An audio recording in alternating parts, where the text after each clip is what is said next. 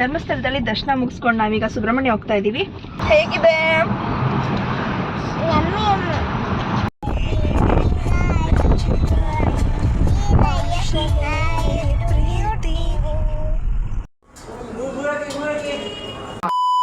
Hello everyone, welcome back to my channel. So ಇದು ಬಂದು ನಮ್ಮ ಒನ್ ಡೇ ಟ್ರಾವೆಲಿಂಗ್ ವ್ಲಾಗ್ ಆಗಿರುತ್ತೆ. ಬನ್ನಿ ಸ್ಟಾರ್ಟ್ ಮಾಡೋಣ. ಸ್ಟಾರ್ಟ್ ಮಾಡೋದಕ್ಕಿಂತ ಮುಂಚೆ ಯಾರು ನಮ್ಮ ಯೂಟ್ಯೂಬ್ ಚಾನಲ್ನ ಸಬ್ಸ್ಕ್ರೈಬ್ ಆಗಿಲ್ಲ ಅವರು ದಯವಿಟ್ಟು ಚಾನಲ್ನ ಸಬ್ಸ್ಕ್ರೈಬ್ ಮಾಡಿ, ಹಾಗೆ ಬೆಲ್ ಐಕಾನ್ನ ಕ್ಲಿಕ್ ಮಾಡ್ಕೊಳ್ಳಿ. ನಾನು ಯಾವುದೇ ವಿಡಿಯೋನ ಅಪ್ಲೋಡ್ ಮಾಡಿದ್ರೂ ನಿಮಗೆ ಅದರ ನೋಟಿಫಿಕೇಷನ್ ಈಸಿಯಾಗಿ ಬರುತ್ತೆ ಅಂತ ಹೇಳ್ತಾ, ಸೊ ನಾವಿವತ್ತು ಧರ್ಮಸ್ಥಳ ಸುಬ್ರಹ್ಮಣ್ಯ ಹೋಗೋಣ ಅಂತ ಹೇಳ್ಬಿಟ್ಟು ಹೋಗಿದ್ವು. ಮಾರ್ನಿಂಗ್ 7ಗೆ we leave home and Dharmasthala reach ಆದಾಗ 9 ಆಗಿತ್ತು.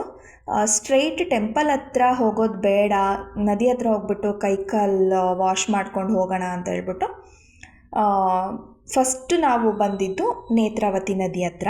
ಸೊ ಅಲ್ಲಿ ಗಾಡಿನ ಪಾರ್ಕ್ ಮಾಡಿ ನಾವು ಕೈಕಾಲು ತೊಳ್ಕೊಂಡು ಬರೋಣ ಅಂತ ನದಿ ಹತ್ರ ಹೋದ್ವಿ.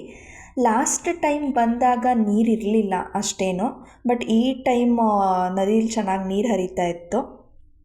ಅಲ್ಲಿ ನಾನು, ಚಂದು ಮತ್ತು ಚಿಂಟು 3 ಜನನೂ ಕೈಕಾಲು ತೊಳ್ಕೊಂಡು ಟೆಂಪಲ್ ಹತ್ರ ಹೋಗೋಣ ಅಂತ ಹೇಳ್ಬಿಟ್ಟು ಹೋದ್ವಿ.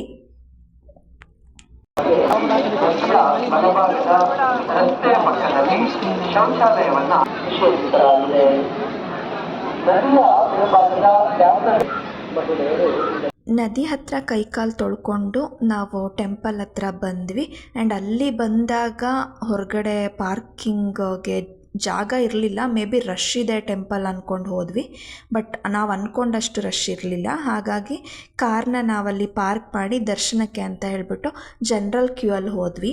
ಯೂಶ್ವಲಿ ಧರ್ಮಸ್ಥಳ ಅಂದರೆ ಯಾವಾಗಲೂ ಜನ ಬರ್ತಾನೆ ಇರ್ತಾರೆ, ಅದು ನಿಮಗೂ ಕೂಡ ಗೊತ್ತಿರುತ್ತೆ. ಒಂದೊಂದು ಸಲ ಟೆಂಪಲ್ ತುಂಬಾ ರಶ್ ಇರುತ್ತೆ. ಸೊ ಹಾಗಾಗಿ ಭಕ್ತಾದಿಗಳಿಗೆ ತೊಂದರೆ ಆಗಬಾರ್ದು ಅಂತ ಹೇಳ್ಬಿಟ್ಟು ಶ್ರೀ ಸಾನ್ನಿಧ್ಯ ಅಂತ ಹೇಳಿ ಹಾಲ್ನ ಮಾಡಿದ್ದಾರೆ. ನಾವು ಆ ಹಾಲ್ ಒಳಗಡೆ ಇದೇ ಫಸ್ಟ್ ಟೈಮ್ ಹೋಗಿದ್ದು. ಹಾಲ್ ಬಂದು ತುಂಬ ಚೆನ್ನಾಗಿದೆ. ಆ್ಯಂಡ್ ಅಲ್ಲಿ ಕ್ಯೂ ಅಲ್ಲಿ ನಿಂತವ್ರಿಗೆ ಸ್ಟ್ರೈನ್ ಆದರೆ ಅಥವಾ ಸುಸ್ತಾದರೆ, ಬೇರೆ ಏನಾದರೂ ಪ್ರಾಬ್ಲಮ್ಸ್ ಆದರೆ ರೆಸ್ಟ್ ಮಾಡಬಹುದು. ಆ್ಯಂಡ್ ಅಲ್ಲಲ್ಲಿ ವಾಶ್ರೂಮ್ ವ್ಯವಸ್ಥೆ ಕೂಡ ತುಂಬ ಚೆನ್ನಾಗಿ ಮಾಡಿದ್ದಾರೆ. ಚಿಕ್ಕ ಮಗು ಏನಾದರೂ ಕರ್ಕೊಂಡು ಹೋಗ್ತೀವಿ ಅಂತ ಹೇಳಿದ್ರೆ ಫೀಡಿಂಗಿಗೆ ರೂಮ್ಗಳನ್ನ ಕೂಡ ಮಾಡಿದ್ದಾರೆ. ಸೊ ಇದರಿಂದ ತುಂಬ ಹೆಲ್ಪ್ ಆಗುತ್ತೆ. ಆ್ಯಂಡ್ ಕ್ಯೂ ಅಲ್ಲಿ ನಿಂತು ನಡೆದು ಸುಸ್ತಾಗಿರೋರ್ಗೂ ಕೂಡ ಅಲ್ಲಿ ಕೂತ್ಕೊಳ್ಳೋಕ್ಕೂ ಚೇರ್ಗಳನ್ನ ವ್ಯವಸ್ಥೆ ಮಾಡಿದ್ದಾರೆ. ಹಾಲ್ ಅಂತೂ ತುಂಬ ಚೆನ್ನಾಗಿದೆ, ನಮಗೆ ತುಂಬ ಇಷ್ಟ ಆಯಿತು. ಅಲ್ಲಿ ಕೂತು ರೆಸ್ಟ್ ಮಾಡಿ ಆಮೇಲೆ ದರ್ಶನಕ್ಕೆ ಹೋಗೋ ಥರ ಎಲ್ಲ ವ್ಯವಸ್ಥೆನ ಮಾಡಿದ್ದಾರೆ. ನಾವು ಕೂಡ ಅಲ್ಲೇ ಹೋದ್ವಿ, ಬಟ್ ರಶ್ ಇಲ್ಲದೆ ಇದ್ದಿದ್ದರಿಂದ ನಮಗೆ ದರ್ಶನ ಅರ್ಧ ಗಂಟೆಲೆಲ್ಲ ಆಗೋಯಿತು.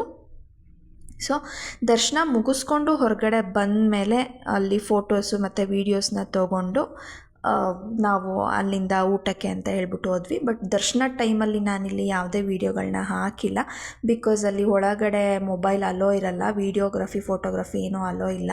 ಹಾಗಾಗಿ ನಾನಲ್ಲಿ ವೀಡಿಯೋ ಮಾಡ್ಕೊಳ್ಳೋಕ್ಕಾಗಲಿಲ್ಲ. ದರ್ಶನನ ಮುಗಿಸ್ಕೊಂಡು ಹೊರಗಡೆ ಬಂದಮೇಲೆ ಚಿಂಟು ಟಾಯ್ಸ್ ಬೇಕು ಅಂತ ಹೇಳ್ಬಿಟ್ಟು ತೊಗೊಳ್ತಾ ಇದ್ಲು. ತುಂಬಾ ಟಾಯ್ಸ್ ಹೋಗೋಯ್ತು. ಮೊನ್ನೆ ಹಾಸನಾಂಬ ಟೆಂಪಲಲ್ಲೂ ಕೂಡ ತೊಗೊಂಡಿದ್ಲು. ಕಣ್ಣಿಗೆ ಕಾಣಿಸಿದ್ರೆ ಸಾಕು ತೊಗೊಳ್ತಾ ಇರೋದೆ ಅವಳದು. ಆಮೇಲೆ ನಾನೇ ಸಾಕು ಇಷ್ಟು ಬಾ ಅಂತ ಹೇಳ್ಬಿಟ್ಟು ಅವಳನ್ನು ಕರ್ಕೊಂಡು ಊಟಕ್ಕೆ ಅಂತ ಹೇಳ್ಬಿಟ್ಟು ಹೋದ್ವಿ. ಬಟ್ 10:30ಗೆ ಅಲ್ಲಿ ಊಟದ ಹಾಲ್ ಓಪನ್ ಇರೋದು. ನಮಗೆ ದರ್ಶನ ಆಗಿತ್ತು 10ಗೆಲ್ಲ ಆಗಿತ್ತು. ಹಾಗಾಗಿ ನಾವು ಸ್ವಲ್ಪ ವೆಯ್ಟ್ ಮಾಡಬೇಕಾಯಿತು. ಒಂದು 10 to 15 ಮಿನಿಟ್ಸ್ ನಾವಲ್ಲಿ ವೆಯ್ಟ್ ಮಾಡಿದ್ವಿ. ಮಾರ್ನಿಂಗ್ ನಾವು ಬೇಗ ಬಂದಿದ್ದರಿಂದ ದರ್ಶನ ಇನ್ನೇನು ಬೇಗ ಆಗುತ್ತಲ್ಲ ಅಂತ ಹೇಳ್ಬಿಟ್ಟು ಟಿಫನ್ ಕೂಡ ಮಾಡಿರಲಿಲ್ಲ. ದರ್ಶನ ಎಲ್ಲ ಆದಮೇಲೆ ಮಾಡೋಣ ಅಂತ ಹೇಳ್ಬಿಟ್ಟು ಹಾಗೆ ಬಂದಿದ್ವಿ. ತುಂಬಾ ಹಸ್ವಾಗಿತ್ತು. ಧರ್ಮಸ್ಥಳದಲ್ಲಿ ಊಟ ತುಂಬ ಚೆನ್ನಾಗಿರುತ್ತೆ. ನಾವು ಯಾವಾಗ ಹೋದ್ರೂ ಊಟ ಮಾಡಿನೇ ಹೋಗೋದು. ಹಾಗೆ ಈ ಸಲ ಕೂಡ ಊಟ ಮುಗಿಸ್ಕೊಂಡು ಸುಬ್ರಹ್ಮಣ್ಯ ಹೋಗೋಣ ಅಂತ ಹೇಳ್ಬಿಟ್ಟು ಹೊರಟ್ವಿ. ಬೆಳಗ್ಗೆ 11ಗೆ ಅಲ್ಲಿ ತುಂಬ ಬಿಸಿಲಿತ್ತು, ತುಂಬಾ ಸೆಕೆ ಆಗ್ತಾಯಿತ್ತು. ನನಗಂತೂ ಜರ್ನಿ ತುಂಬ ಸುಸ್ತಾಯಿತು. ಊಟ ಮುಗಿಸ್ಕೊಂಡು ನಾವು 3 ಜನನೂ ಹೊರಟಿದ್ದು ಸುಬ್ರಹ್ಮಣ್ಯಗೆ. ಹೌದು, ವಿಡಿಯೋ ಮಾಡಿದ್ರೆ ಇದಾಗುತ್ತೆ, ಆಫ್ ಆಗುತ್ತೆ. ಬೇರೆ ವಿಡಿಯೋ ಬರ್ತಿರುತ್ತೆ, ಆವಾಗ ವಿಡಿಯೋ ಮಾಡೋದು. ಧರ್ಮಸ್ಥಳದಲ್ಲಿ ದರ್ಶನ ಮುಗಿಸ್ಕೊಂಡು ನಾವೀಗ ಸುಬ್ರಹ್ಮಣ್ಯ ಹೋಗ್ತಾ ಇದ್ದೀವಿ. ಪಾಪು ಕೂಡ ಬೇಗ ಎದ್ದಿದ್ಲು ಬೆಳಗ್ಗೆ. ಹಾಗಾಗಿ ಸುಬ್ರಹ್ಮಣ್ಯ ಹೋಗೋ ದಾರಿಲೇ ನಿದ್ದೆ ಬಂದು ಮಲಗ್ತೀನಿ ಅಂತ ಹಿಂದೆ ಹೋಗಿ ಮಲ್ಕೊಂಡ್ಲು. ಸೊ ನಾನು ಚಂದು ಇಬ್ಬರು ಸಾಂಗ್ ಕೇಳಿಕೊಂಡು ಜರ್ನಿನ ಎಂಜಾಯ್ ಮಾಡಿದ್ವಿ.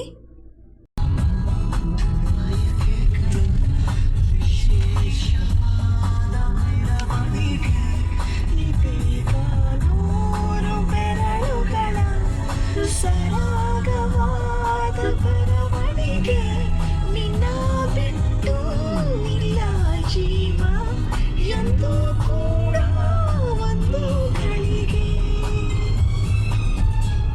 ನನ್ನ ಮಾತು ಏನೇ ಇರಲಿ ನಿನ್ನ ಮೌನ ನಂದೇ. ಆ್ಯಂಡ್ ನಾವು ಸುಬ್ರಹ್ಮಣ್ಯ ತಲುಪಿದಾಗ 12:30 ಏನೋ ಆಗಿತ್ತು. ಗಾಡಿನ ಪಾರ್ಕ್ ಮಾಡಿ ದರ್ಶನಕ್ಕೆ ಅಂತ ಹೇಳ್ಬಿಟ್ಟು ಹೋದ್ವಿ. ಸುಬ್ರಹ್ಮಣ್ಯದಲ್ಲಿ ಸ್ವಲ್ಪ ಜನ ಜಾಸ್ತಿನೇ ಇದ್ದರು ಆ್ಯಂಡ್ ಬಿಸಿಲು ಕೂಡ ತುಂಬ ಇತ್ತು, ತುಂಬ ಸೆಕೆ ಆಗ್ತಾಯಿತ್ತು. ನನಗಂತೂ ತುಂಬ ಸುಸ್ತಾಯಿತು ದರ್ಶನ ಮಾಡಿ ಹೊರಗಡೆ ಬರೋ ಅಷ್ಟರಲ್ಲಿ. ಬಟ್ ದರ್ಶನ ಎಲ್ಲ ಚೆನ್ನಾಗಾಯಿತು. ಸೊ ಅಲ್ಲೂ ಕೂಡ ಒಳಗಡೆ ವೀಡಿಯೋ ಏನು ಮಾಡೋದಕ್ಕೆ ಪರ್ಮಿಷನ್ ಇರಲಿಲ್ಲ, ಹಾಗಾಗಿ ನಾನಲ್ಲಿ ವೀಡಿಯೋ ಕ್ಲಿಪ್ಸ್ಗಳು ಯಾವುದನ್ನು ತೊಗೊಳ್ಳಿಲ್ಲ. ದರ್ಶನ ಎಲ್ಲ ಆದಮೇಲೆ ಹೊರಗಡೆ ಬಂದು ಸ್ವಲ್ಪ ಹೊತ್ತು ಕೂತ್ವಿ, ಬಿಕಾಸ್ ತುಂಬಾ ಸುಸ್ತಾಗಿತ್ತು, ಬಿಸಿಲೆಲ್ಲ ಜಾಸ್ತಿ ಇದ್ದಿದ್ದರಿಂದ. ಧರ್ಮಸ್ಥಳದಲ್ಲಿ ಊಟ ಮಾಡ್ಕೊಂಡು ಬಂದಿದ್ದರಿಂದ ನಾವು ಸುಬ್ರಹ್ಮಣ್ಯದಲ್ಲಿ ಊಟ ಮಾಡೋಕ್ಕೆ ಹೋಗಲಿಲ್ಲ, ಹಸಿವಿರಲಿಲ್ಲ. ಬಟ್ ಜರ್ನಿ ತುಂಬಾ ಸ್ಟ್ರೈನ್ ಅನ್ನಿಸ್ತು 3 ಜನಕ್ಕೂ, ಬಿಕಾಸ್ ಬಿಸಿಲಿತ್ತು ಮತ್ತು ಕಂಟಿನ್ಯೂಸ್ ಆಗಿ ಜರ್ನಿ ಮಾಡಿದ್ವಿ, ಹಾಗಾಗಿ ನಮಗೆ ಕಷ್ಟ ಆಯಿತು.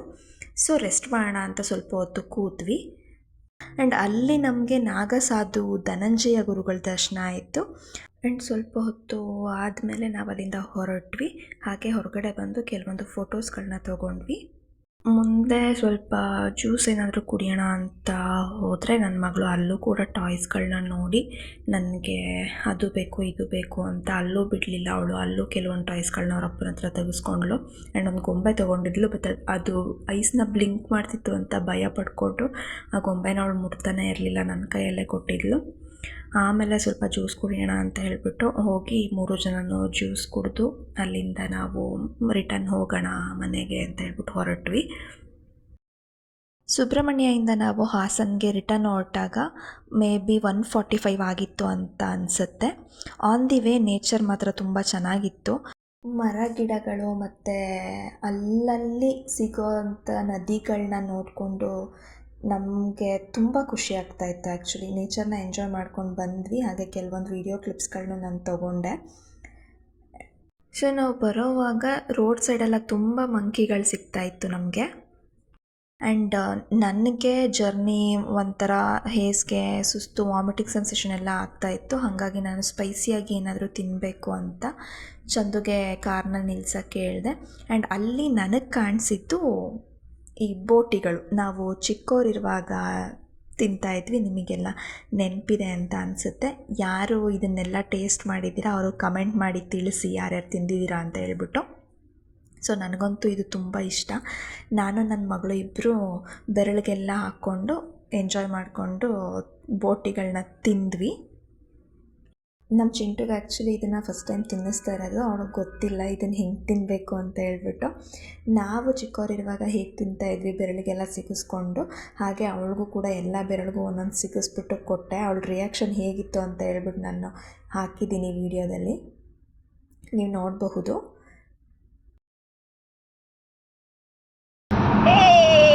ನೀವು ತೋರಿಸಿ.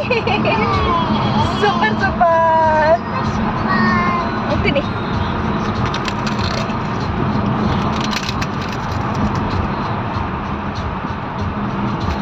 ಹೇಗಿದೆ?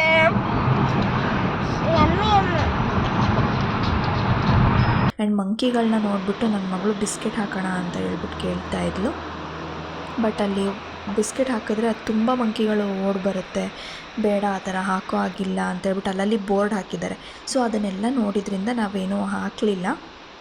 ಬಟ್ ಅವಳಿಗೆ ತೋರಿಸ್ಬೇಕು ಅಂತ ಹೇಳ್ಬಿಟ್ಟು ಮಧ್ಯ ಗಾಡಿ ನಿಲ್ಲಿಸಿದ್ವಿ. ಕಾರ್ನ ನಿಲ್ಲಿಸಿದ ತಕ್ಷಣ ಆ ಮಂಕಿಗಳೆಲ್ಲ ಕಾರ್ ಹತ್ತಿರ ಬಂದು ಕಾರ್ ಮೇಲೇ ಒಂದು ಕೂತ್ಕೊಂಡ್ಬಿಡ್ತು. ಸೊ ನನ್ನ ಮಗಳಿಗೆ ಭಯ ಆಯಿತು. ಹಾಗಾಗಿ ಅವಳು ಒಳಗಡೆ ಕೂತಿದ್ದವಳು, ಅಮ್ಮ ಹೋಗೋಣ ಕಾರಲ್ಲಿ, ಬೇಡ ಇಲ್ಲಿ ನಿಂತ್ಕೊಳ್ಳೋದು ಅಂತ ಅಳಕ್ಕೆ ಸ್ಟಾರ್ಟ್ ಮಾಡಿದ್ಲು. ಸೊ ಅಲ್ಲಿಂದ ನಾವು ಹೊರಟು ಬಂದ್ವಿ.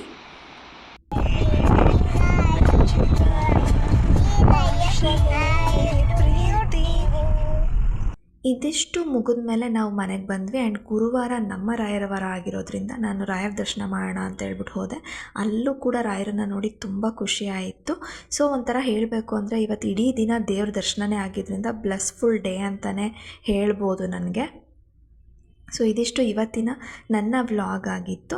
ಹೋಪ್ ಈ ವಿಡಿಯೋ ಎಲ್ರಿಗೂ ಇಷ್ಟ ಆಗಿದೆ ಅಂದ್ಕೊಳ್ತೀನಿ. ಹೀಗೆ ಸಪೋರ್ಟ್ ಮಾಡ್ತಾಯಿರಿ. ನನ್ನ ಚಾನಲ್ನ ಸಬ್ಸ್ಕ್ರೈಬ್ ಆಗೋದನ್ನು ಮರಿಬೇಡಿ. ಲೈಕ್ ಮಾಡಿ, ಶೇರ್ ಮಾಡಿ ಅಂತ ಹೇಳ್ತಾ ನೆಕ್ಸ್ಟ್ ವಿಡಿಯೋ ಜೊತೆ ಮತ್ತೆ ಸಿಗ್ತೀನಿ. ಅಲ್ಲಿವರೆಗೂ ಕೀಪ್ ವಾಚಿಂಗ್.